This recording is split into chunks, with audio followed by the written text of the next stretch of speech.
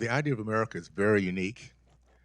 It's based on a spiritual concept that there's a God in heaven, that no matter how we worship him, it means that we need to be the best people we can be to be happy. That's the foundation. Understanding that, there's also the other side, which hates everything that we stand for. What do we stand for? Faith, family, the free market, and education. Every community that ties into that, including my community back in the 40s, 50s, and 60s, we believed in that. Even though I grew up in a segregated community, because we believe in those four tenets, guess what? The black community led our country in the growth of the middle class, the 40s, 50s, and 60s. My first experience to white Americans didn't happen until I was 16 years old. But yet around me, I saw something very similar to what other communities were seeing, even though we're not assimilating. We were not assimilating. We led the country in growth middle class, men matriculated from college, men committed to marriage, and from percentage of entrepreneurs. In every community, the French, the Italian, the Jewish, they're all doing the same thing, being proud to be Americans first.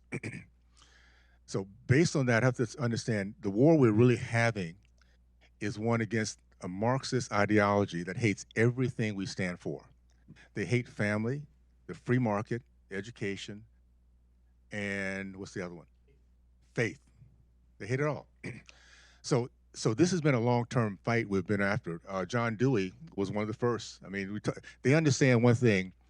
They can either tell us who they are and be courageous, which they're not, or they can hide like little termites and go for the long game.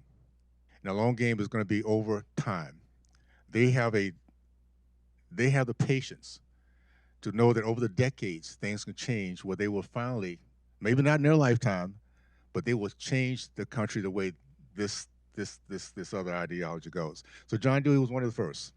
And they realized if you get into the college, you teach the teachers to teach the teachers. And that's what's happening. You have our kids going there, wide-eyed, bushy-tailed, ready to build a great society, and they come out little Marxists, and they take that and they go back into the K through 12 and teach little kids to be Marxists. So there's no longer in higher ed. It's now all the way, and that's you think about who these people are.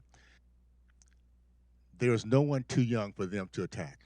There's no one too innocent for them to attack. This is pure evil. So when I talk about cancer, it is exactly what it is. The upside, and I tell you, I'll say this: I had prostate cancer. The reason I'm sitting here before you today, because I found it early. What's happening in our country right now, we're finding it early enough. And I think that's a blessing. We're going to look back on 2024, I believe, and we're going to say this was a miracle year because American people woke up. They got engaged. They started asking questions, demanding answers, and demanding truth. And that says a lot about who we are, and I think the timing is so perfect to make that happen. So this is a long-term fight.